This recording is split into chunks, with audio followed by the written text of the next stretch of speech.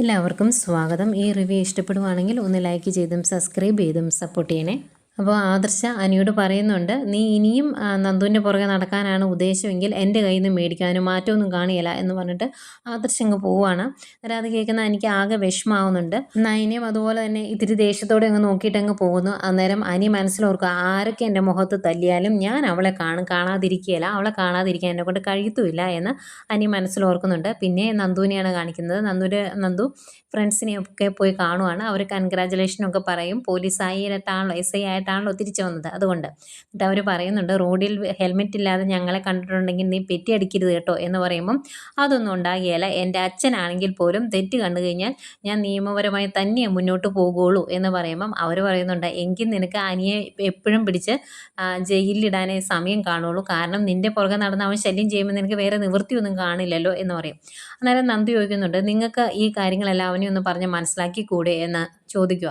അന്നേരം അവർ പറയുന്നുണ്ട്, ഞങ്ങളെങ്ങനെ മനസ്സിലാക്കാനാ, അവൻ്റെ മനസ്സെന്താണെന്ന് ഞങ്ങൾക്കറിയാം, അതുപോലെ നിൻ്റെ മനസ്സും ഞങ്ങൾക്കറിയാം, നിനക്ക് അവനെ ഇഷ്ടമാണെന്നൊക്കെ ഞങ്ങൾക്കറിയാം എന്ന് പറയുമ്പം നന്ദു പറയുന്നുണ്ട്, ഇപ്പോൾ അങ്ങനെയൊന്നുമില്ല, ട്രെയിനിങ്ങിന് പോയി കഴിഞ്ഞപ്പോൾ എൻ്റെ മനസ്സ് മാറി എന്ന് പറയുമ്പം അവർ പറയുന്നുണ്ട്, നിൻ്റെ മനസ്സൊന്നും മാറിയിട്ടില്ല, ശരീരത്തിന് കുറച്ച് മാറ്റമൊക്കെ വന്നിട്ടുണ്ട്, നന്നായി മെലിഞ്ഞിട്ടുണ്ട്, അല്ലാതെ വേറെ മാറ്റമൊന്നുമില്ല എന്ന് പറയുമ്പം നന്ദു പറയുന്നുണ്ട്, അതൊക്കെ അവിടെ നിൽക്കട്ടെ, എനിക്ക് വേറൊരു കാര്യം ചെയ്തു തീർക്കാനുണ്ട്. SI യൂണിഫോം എൻ്റെ ശരീരത്തിൽ കയറുന്നതിന് മുമ്പ് ട്രെയിനിങ് ക്യാമ്പിൽ എന്നെ ഇട്ട് ചവിട്ടി കൂട്ടിയ ആൾക്കാർക്ക് തിരിച്ച് പണി കൊടുക്കണം എന്ന് പറയുമ്പം അവർ ചോദിക്കുന്നുണ്ട്, ആ ട്രെയിനർക്ക് നീ അന്ന് തന്നെ തിരിച്ച് പണി കൊടുത്തതല്ലേ, ഇനിയും പോയി തല്ലണോ എന്ന് ചോദിക്കുമ്പം അയാളെ അവിടെ നിയമിച്ച, അയാളോട് ഈ കാര്യങ്ങളെല്ലാം പറഞ്ഞ് ചെയ്യിച്ച കുറച്ച് പേരുണ്ട്, അവരുടെ കാര്യമാണ് പറഞ്ഞത് എന്ന് പറയുമ്പം എങ്കിൽ നമുക്ക് ഇന്ന് തന്നെ പോകാം, ഇപ്പോൾ വേണമെങ്കിൽ പോകാം എന്ന് പറയും. അന്നേരം നന്ദു പറയും, വേണ്ട, നമുക്ക് എന്നും പോകുന്ന സമയത്ത് പോയാൽ മതിയെന്ന്. അങ്ങനെ അവർ രാത്രിയിൽ വേണുവിൻ്റെയും രേവതിയുടെയും വീട്ടിലോട്ട് ചെല്ലുന്നു. അവർ രാത്രി കിടന്ന് ഉറങ്ങുമായിരുന്നു. ഏതായാലും മതിൽ ചാടി ചെല്ലുന്നു. കുറ്റി തുറന്ന് അകത്ത് കയറുവാണ്. കയറിയിട്ട് നന്ദു അവിടെ ഡൈനിങ് ടേബിളിൽ ഇങ്ങനെ തട്ടിക്കൊണ്ടിരിക്കുക. അപ്പോൾ ഈ കൊട്ടുന്ന പോലത്തെ സൗണ്ട് കേൾക്കുമ്പോൾ വേണു എഴുന്നേക്കും. എന്നിട്ട് വേണു രേവതിയോട് പറയുന്നുണ്ട്, എന്തോ കൊട്ടുന്ന പോലത്തെ സൗണ്ട് കേൾക്കുന്നുണ്ടല്ലോ പുറത്ത്, ഒന്ന് പോയി നോക്കാം എന്ന് പറഞ്ഞ് രണ്ടുപേരും കൂടെ പോകാനായിട്ട് ഇറങ്ങുവാണ്. അപ്പം കിടക്കുന്ന റൂമിൻ്റെ ഡോർ തുറന്ന് പുറത്തേക്ക് ഇറങ്ങി കഴിയുമ്പം രേവതി പറയുന്നുണ്ട്, ഇപ്പം സൗണ്ടൊന്നും കേൾക്കുന്നില്ലല്ലോ എന്ന്. അന്നേരം അത് ശരിയല്ലോ, സൗണ്ട് കേൾക്കുന്നില്ലല്ലോ, അതെന്താ പോലും എന്നിങ്ങനെ വേണു പറയുമ്പോഴത്തേക്കും, അയ്യോ ആ പെണ്ണ് ട്രെയിനിങ് ക്യാമ്പിൽ നിന്ന് തിരിച്ചു വന്നെന്നാണ് പറഞ്ഞത്, ഇനി അവളെങ്ങാനും ആണോ എന്ന് ചോദിക്കുമ്പോഴത്തേക്കും, അയ്യോ ആ കാര്യം ഞാൻ മറന്നുപോയി, വാ നമുക്ക് മുറി കയറാം എന്ന് പറഞ്ഞ് തിരിച്ചു പോകാൻ തുടങ്ങുമ്പോഴത്തേക്കും നന്ദുവും കൂട്ടരോടെ കുറേ തല്ല് കൊടുക്കും. എടുത്തിട്ട് ചവിട്ടി മെതിച്ചു എന്ന് പറഞ്ഞ അവസ്ഥയിലാക്കിയിട്ടാണ് അവരവിടെ നിന്ന് പോരുന്നത്. പിന്നീട് നേരം വെളുത്തു. നമ്മുടെ മുത്തശ്ശിയും കാണിക്കുന്നു. രാവിലെ എഴുന്നേറ്റ് അവർ ഫ്രഷായി വന്ന് കഴിയുമ്പോഴത്തേക്കും അവർക്കുള്ള കാപ്പിയായിട്ട് നയന വരും. അന്നേരം മുത്തശ്ശൻ പറയുന്നുണ്ട്, രാവിലെ തന്നെ ചായയായിട്ട് വന്ന മരുമോൾക്ക് ഒരു സർപ്രൈസ് ഉണ്ട്.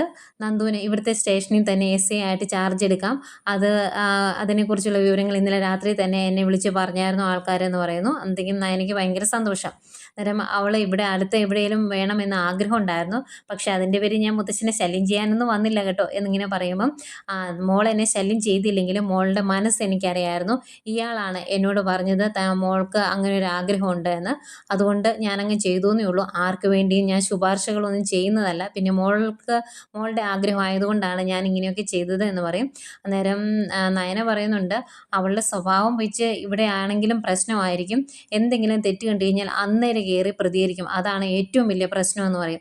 അന്നേരം മുത്തശ്ശിയും പറയുന്നുണ്ട്, ഞാൻ കനകയെ വിളിച്ചായിരുന്നു, അന്നേരം കനക പറഞ്ഞു കനകയ്ക്കും ആ കാര്യങ്ങൾ ഓർത്ത് പേടിയുണ്ട്, എന്ത് കാര്യം കണ്ടാലും അങ്ങ് കയറി പ്രതികരിക്കും, അതൊരു വലിയ പ്രശ്നമാണ് എന്ന് കനകയും പറഞ്ഞായിരുന്നു എന്ന് പറയുമ്പോൾ മുത്തശ്ശൻ പറയുന്നുണ്ട്, അത് തെറ്റാണ് എന്നൊന്നും പറയാൻ പറ്റത്തില്ല, ഇന്നത്തെ കാലത്ത് തെറ്റ് കണ്ടു കഴിഞ്ഞാൽ പ്രതികരിക്കാത്ത മനുഷ്യരാണ് കൂടുതൽ പേരും, അപ്പോൾ അങ്ങനെ ഒരു സ്വഭാവം നന്ദുവിന് കിട്ടിയത് നല്ലതല്ലേ, അവളുടെ സ്വഭാവത്തിന് ചേരുന്ന ജോലിയാണ് അവൾക്ക് കിട്ടിയത് എന്നും മുത്തശ്ശൻ പറയുന്നുണ്ട്. ഏതായാലും ഭയങ്കര സന്തോഷത്തോടെ നയന അവിടെ നിന്ന് പോകുന്നു. പോയി കഴിയുമ്പം മുത്തശ്ശൻ പറയുന്നുണ്ട്, നന്ദു ഒരു മിടുക്കി കുട്ടിയാണ്, ഏതായാലും അവൾക്ക് ചേരുന്ന ജോലി കിട്ടിയതുകൊണ്ട് അവൾ ഇതിൻ്റെ അകത്ത് ശോഭിക്കും എന്ന് പറയുമ്പം മുത്തശ്ശി പറയുക, ആ മിടുക്കി കുട്ടി ഇങ്ങോട്ട് കൊണ്ടുവരാൻ പറ്റിയില്ലല്ലോ, അത് സാധിക്കാത്തത് കൊണ്ട് അനിയുടെ ജീവിതം ഇപ്പോഴും ശരിയായിട്ടില്ല എന്ന് പറയുമ്പം മുത്തശ്ശൻ പറയുന്നുണ്ട്, കഴിഞ്ഞു പോയ കാര്യങ്ങളല്ലേ, ഇനി പറഞ്ഞിട്ട് കാര്യമില്ല, ഏതായാലും നടക്കാത്ത കാര്യത്തെപ്പറ്റി ഇനി ചിന്തിക്കേണ്ട, അനിയും അനാമികയും ഇനി എങ്ങനെ ഒത്തുപോകാം എന്നതിനെക്കുറിച്ച് ചിന്തിച്ചാൽ മതി, അവർ തമ്മിലുള്ള അകൽച്ച കൂടിക്കൂടി വരുവാണ്, അതിനി ഒരു ഡിവോഴ്സിലേക്കും ഫാമിലി കോർട്ടിലേക്കും പോകാതെ നോക്കണം എന്നൊക്കെ മുത്തശ്ശൻ പറയുന്നുണ്ട് കേട്ടോ. പിന്നെ കാണിക്കുന്നത് നമ്മുടെ നന്ദുവിനെയാണ്. നന്ദു രാവിലെ ഫ്രഷായി ഒന്ന് നടക്കാൻ പോകാൻ വേണ്ടി ഇറങ്ങുവാണ്. അന്നേരം ഗോവിന്ദൻ ചോദിക്കും മോൾ എങ്ങോട്ട് പോകുക എന്ന്. അന്നേരം കൂട്ടുകാരുടെ കൂടെ ഒന്ന് നടക്കാൻ പോവുകയാണ് എന്ന് പറയുമ്പം ഗോവിന്ദൻ പറയുന്നുണ്ട് ആ കൂട്ടുകാരുടെ കൂടെ അനി ഉണ്ടാകരുത് കേട്ടോ എന്ന്. അന്നേരം നന്ദു പറയും ഇല്ല അച്ഛാ, ഞാൻ അനിയുടെ കൂടെ പോകാറൊന്നുമില്ല. അവൻ എന്നെ കാണാൻ വന്നാൽ പോലും ഞാൻ തിരിച്ചു പോയിക്കോളാം, പ്രശ്നമൊന്നുമില്ലല്ലോ എന്നിങ്ങനെ പറഞ്ഞിട്ട് പോകാൻ തുടങ്ങുമ്പോഴത്തേക്കും കനക അവിടുന്ന് ഓടി വരും. എന്നിട്ട് പറയും പോകലെ പോകലെ, ഒരു സർപ്രൈസ് ഉണ്ട് എന്ന് പറയും. എന്നിട്ട് പറയുവാണ് ഗോവിന്ദേട്ട അറിഞ്ഞോ, നമ്മുടെ നന്ദുവിന് ഇവിടുത്തെ സ്റ്റേഷനിൽ തന്നെയാണ് ചാർജ് എടുക്കാൻ പറ്റുന്നത്. അതിപ്പം നയനമോള് വിളിച്ച് പറഞ്ഞേ ഉള്ളൂ എന്ന് പറയുന്നതെങ്കിലും എല്ലാവർക്കും ഭയങ്കര സന്തോഷം. അന്നേരം ഗോവിന്ദൻ്റെ ഡയലോഗ് ഇത്തിരി ദൂരെയായിരുന്നു നല്ലത് എന്ന്. അന്നേരം കനക ചോദിക്കും അതെന്താ ഗോവിന്ദേട്ടൻ ഇപ്പം ഇങ്ങനെ പറയുന്നത്, ഇവിടെ അടുത്തെവിടെയെങ്കിലും ആയിരുന്നെങ്കിൽ നന്നായിരുന്നു എന്ന് കഴിഞ്ഞ ദിവസം പറഞ്ഞതല്ലേ എന്ന് ചോദിക്കും. അന്നേരം ഗോവിന്ദൻ പറയുവാണ് അങ്ങ് ദൂരെ ആയിരുന്നെങ്കിൽ നമുക്കും നന്ദുമോളുടെ കൂടെ അവിടെ പോയി നിൽക്കാമായിരുന്നു. അങ്ങനെയാവുമ്പം ഇവിടുന്ന് മാറി നിൽക്കുകയും ചെയ്യാം, മരുമോൻ മേടിച്ച് തന്ന വീട്ടിൽ താമസിക്കുകയും ചെയ്യേണ്ട, അനിയെ കുറേ കാലം നന്ദു കാണാതെ ഇരുന്നോളുമായിരുന്നു, എല്ലാം കൊണ്ടും നല്ലതായിരുന്നു എന്ന് പറയുമ്പം നന്ദു ചോദിക്കുന്നുണ്ട് അച്ഛൻ എന്തിനാ ഇങ്ങനെയൊക്കെ പറയുന്നത്, വെറുതെ ആദർശേട്ടനെ എന്തിനാ കുറ്റപ്പെടുത്തുന്നത് എന്ന് ചോദിക്കും. അന്നേരം ഞാൻ പറഞ്ഞതേ ഉള്ളൂ അങ്ങനെ ഒരു ആഗ്രഹം കൂടി എനിക്കുണ്ടായിരുന്നു എന്ന് പറയുമ്പം നിങ്ങൾ ഇങ്ങനെ പേടിക്കേണ്ട കാര്യമൊന്നുമില്ല, ഞാനും അനിയും തമ്മിൽ ഇപ്പം ഒരു ബന്ധവുമില്ല, അതോർത്ത് നിങ്ങൾ ടെൻഷൻ അടിക്കേണ്ട പോരെ എന്ന് പറഞ്ഞിട്ട് നന്ദു പുറത്തേക്ക് പോവുകയാണ്. അന്നേരം ഗോവിന്ദൻ കനകയോട് പറയുന്നുണ്ട് ഞാൻ സീരിയസ് ആയിട്ടാണ് പറഞ്ഞത്, ഇത്തിരി ദൂരെയായിരുന്നെങ്കിൽ അതായിരുന്നു നല്ലത് എന്ന് എനിക്ക് തോന്നിയായിരുന്നു എന്ന് പറയും.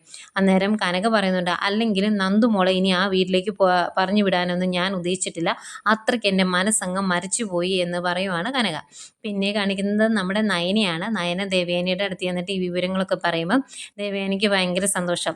മോളുടെ ആഗ്രഹം പോലെ തന്നെ നടന്നല്ലോ, അവൾ SA ആയി നമ്മുടെ സ്റ്റേഷനിൽ തന്നെ ചാർജ് എടുക്കാൻ പറ്റും, അതൊക്കെ സന്തോഷമുള്ള കാര്യമല്ലേ. ഇനി അവൾക്ക് നല്ലൊരു ചെക്കനെ കൂടി കണ്ടുപിടിക്കണം, അത് ഞാൻ തന്നെ കണ്ടുപിടിച്ചോളാം എന്ന് ദേവയാനി പറയുമ്പം അങ്ങോട്ട് വരുമായിരുന്ന അനാമിക ദേഷ്യത്തോടെ പറയുന്നുണ്ട് എന്തിനാ വേറെ ചെക്കനെ നോക്കുന്നത്, ഇവിടെ തന്നെ ഉണ്ടല്ലോ ഒരുത്തൻ, അവനെ തന്നെ അങ്ങ് ആലോചിച്ചാൽ മതി എന്ന് പറയുമ്പം ദേവയാനി ചോദിക്കും എന്താ മോളെ നീ ഇങ്ങനെയൊക്കെ സംസാരിക്കുന്നത് എന്ന്.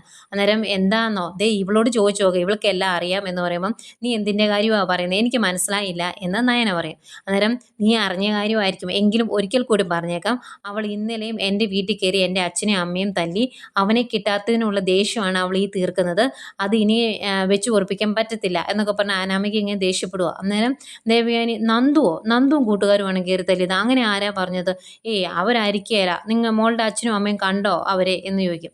അന്നേരം അനാമിക പറയുന്നുണ്ട് കണ്ടാലും ഇല്ലെങ്കിലും അവളാണ് എന്ന് ഞങ്ങൾക്ക് ഉറപ്പാണ്, അല്ലാതെ എൻ്റെ അച്ഛനും അമ്മയ്ക്കും വേറെ ശത്രുക്കൾ ആരുമില്ല എന്നിങ്ങനെ പറയുമ്പം നയന പറയുന്നുണ്ട് നന്ദു അങ്ങനെ ചെയ്യത്തൊന്നുമില്ല എന്ന്.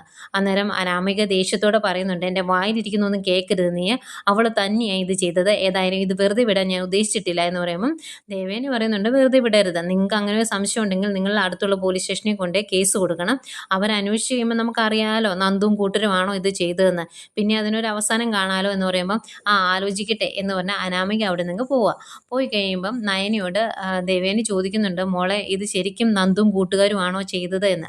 അന്നേരം നയന എനിക്ക് അറിയത്തില്ല അമ്മേ എന്ന് പറയുമ്പം ദേവേനി പറയുന്നുണ്ട് അങ്ങനെ അവരാണ് ചെയ്തത് എങ്കിൽ എന്തെങ്കിലും പോലീസ് കേസായി അത് തെളിഞ്ഞിട്ടുണ്ടെങ്കിൽ നന്ദുവിൻ്റെ ജോലി പോകുകയല്ലേ എന്ന് ചോദിക്കുമ്പോൾ ആകെ വിഷമാവുന്നുണ്ട് നയനിക്ക്. ഏതായാലും അവിടെ നിന്ന് ഇറങ്ങി പോരുന്ന അനാമിക നേരെ അനിയുടെ അടുത്തോട്ടാണ് ചെല്ലുന്നത്. അനി വീടിൻ്റെ ഫ്രണ്ട് വശത്ത് തന്നെ ഇരിപ്പുണ്ടായിരുന്നു. അടുത്തോട്ട് വന്നിട്ട് നിനക്ക് ഭയങ്കര സന്തോഷമായിരിക്കും, ഇരുന്നങ്ങ് ചിരിക്കട എന്ന് പറയുമ്പം അനി പറയുന്നുണ്ട് ചുമ്മാ ഇരുന്ന് ചിരിക്കാൻ എനിക്ക് ഭ്രാന്തൊന്നുമില്ല, നിൻ്റെ തലയ്ക്ക് ഇപ്പോൾ കുഴപ്പമുള്ളത്, നീ പോയി ചികിത്സിക്കുക എന്ന് പറയും. അന്നേരം നീ അറിഞ്ഞു കാണും, എങ്കിലും ഞാൻ പറയാം, അവൾ നിൻ്റെ കാമുകി എൻ്റെ അച്ഛനും അമ്മയും വീട്ടിൽ കയറി തല്ലി, ഇതറിഞ്ഞപ്പോൾ നിനക്ക് ഭയങ്കര സന്തോഷമായി കാണൂലേ എന്നിങ്ങനെ പറയുന്നേക്കും. നന്ദു കയറി തല്ലിയോ ശരിക്കും എന്നിങ്ങനെ ചോദിക്കും. അന്നേരം നീ അറിഞ്ഞില്ലായിരിക്കും അല്ലേ, എനിക്കറിയാം, അവർക്ക് തല്ലി കിട്ടിയെങ്കിൽ നന്നായി എന്നായിരിക്കും നിൻ്റെ മനസ്സിൽ അല്ലേ എന്ന് ചോദിക്കുമ്പം ഞാൻ അങ്ങനെയൊന്നും ചിന്തിച്ചില്ല, വേണമെങ്കിൽ ഇവിടെ നിന്ന് എന്നോട് വഴക്കുണ്ടാക്കുന്നതിന് പകരം നീ നിൻ്റെ വീട്ടിലോട്ട് ചെല്ലാൻ നോക്കേ എന്ന് പറയുമ്പം അനാമിക പറയുന്നുണ്ട് നമ്മൾ തമ്മിൽ ബന്ധമൊന്നുമില്ല, എങ്കിലും എൻ്റെ അച്ഛനും അമ്മയ്ക്കും ഒരു ആപത്ത് പറ്റി എന്നറിഞ്ഞപ്പം എന്നാൽ എൻ്റെ കൂടെ വന്നേക്കാം എന്ന് നീ ചിന്തിക്കുന്നില്ലല്ലോ എന്നിങ്ങനെ പറയുക. അന്നേരം അനു പറയുന്നുണ്ട് ഇതിൻ്റെ പേരിൽ ഇനി എന്തെങ്കിലും പ്രശ്നം ഉണ്ടാവുകയാണെങ്കിൽ എന്നെ അങ്ങ് ഉപേക്ഷിച്ചേക്കാം എന്ന് നിൻ്റെ വീട്ടുകാർ പറയുവാണെങ്കിൽ നീ അതങ്ങ് ചെയ്തു, എനിക്ക് കുഴപ്പമൊന്നുമില്ല എന്ന് പറയുമ്പം അനാമിക പറയുന്നുണ്ട് ഇല്ലടാ, ഞാൻ അങ്ങനെ ഇവിടെ നിന്ന് പോകത്തില്ല, ഞാൻ പോയിട്ടുണ്ടെങ്കിൽ എൻ്റെ സ്ഥാനത്ത് ആ നന്ദു എന്ന് കയറും, അവൾ വരാതിരിക്കാൻ വേണ്ടി മാക്സിമം ഞാനിവിടെ കടിച്ചു പിടിച്ച് കിടക്കും എന്ന് പറഞ്ഞിട്ട് അനാമിക അങ്ങ് പോകുമ്പോൾ ആകെ വിഷമമാകുന്നുണ്ട് എനിക്ക്. പിന്നെ കാണിക്കുന്നത് കൈയൊക്കെ കെട്ടിവെച്ച് ആകെ വിഷമത്തിലിരിക്കുന്ന വേണുവിനെയാണ്. അന്നേരം രേവതി പറയുന്നുണ്ട് എന്നാ തല്ലിയെന്നറിയാവോ മോളെ, എനിക്ക് ഓർക്കുമ്പം തന്നെ പേടിയാകുവാണ് എന്ന് പറയുമ്പം അനാമിക പറയുന്നുണ്ട് ഇതങ്ങനെ വെറുതെ വിടാൻ പറ്റില്ല അച്ഛാ, നമുക്കിത് കേസ് കൊടുക്കാം എന്ന് പറയുക. അന്നേരം രേവതി പറയുന്നുണ്ട് അങ്ങനെ കേസ് കൊടുത്തിട്ടുണ്ടെങ്കിൽ നമ്മൾ ആ വീട്ടിൽ ചെന്ന് നയനയുടെ അമ്മായിമ്മയ്ക്ക് വിഷം കൊടുത്തത് തൊട്ടുള്ള പല കാര്യങ്ങളും അവളുമാർക്കറിയാം. അവളുമാർ ഇതെല്ലാം വിളിച്ച് പറയുകയില്ലേ, അങ്ങനെ വിളിച്ച് പറഞ്ഞിട്ടുണ്ടെങ്കിൽ പിന്നെ നമുക്ക് അവിടെ ഒരു സ്ഥാനം കാണുമോ, അതുകൊണ്ട് അതൊന്നും ചെയ്യാൻ പറ്റില്ല എന്ന് പറയുവാണ്. അന്നേരം വേണുവും പറയുന്നുണ്ട് അത് നേരാ, ശരിക്കും അവളിത് ചെയ്തത് ട്രെയിനിങ് ക്യാമ്പിൽ ആ സംഭവം നടന്നതുകൊണ്ടാണ്, അത് നമ്മളാ ചെയ്യിപ്പിച്ചത് എന്ന് അവളെങ്ങനെയെങ്കിലും അറിഞ്ഞു കാണും, അതുകൊണ്ടാണ്. ഇനി ട്രെയിനിങ് ക്യാമ്പിൽ നിന്ന് അവളെങ്ങാനും പുറത്താക്കിയിരുന്നെങ്കിൽ അവൾ ഇവിടെ വന്ന് ഞങ്ങൾ രണ്ടിനെയും കൊന്നേനെ എന്നിങ്ങനെ വേണു പറയുന്നുണ്ട്. അന്നേരം അനാമിക പറയുന്നുണ്ട് അതാ പറഞ്ഞത് ഇതങ്ങനെ വെറുതെ വിടണ്ട എന്ന, ഒരു വക്കീലിനെ കണ്ട് നമുക്ക് ഇതിൻ്റെ നിയമവശമൊക്കെ ഒന്ന് ചോദിക്കാമായിരുന്നു എന്ന് പറയുമ്പം വേണു പറയുന്നുണ്ട് അവൾ ഞങ്ങൾ ഇഞ്ചിഞ്ചായിട്ട് കൊന്നുകൊണ്ടിരിക്കുമല്ലേ, പിന്നെ എന്താ ചെയ്യുന്നതെന്ന് ചോദിക്കുമ്പം അതങ്ങനെ വിട്ടാൽ പറ്റില്ല എന്നാണ് ഞാൻ പറഞ്ഞത്, നമുക്ക് എന്തെങ്കിലും ചെയ്യണമെന്ന് അനാമിക പറയുന്നുണ്ട്. അനാമിക ഭയങ്കര ദേഷ്യത്തിലാട്ടോ. അങ്ങനെ ദേഷ്യത്തോട് നിൽക്കുന്ന അനാമിക കാണിച്ചുകൊണ്ട് ഇന്നത്തെ എപ്പിസോഡ് അവസാനിക്കുന്നു.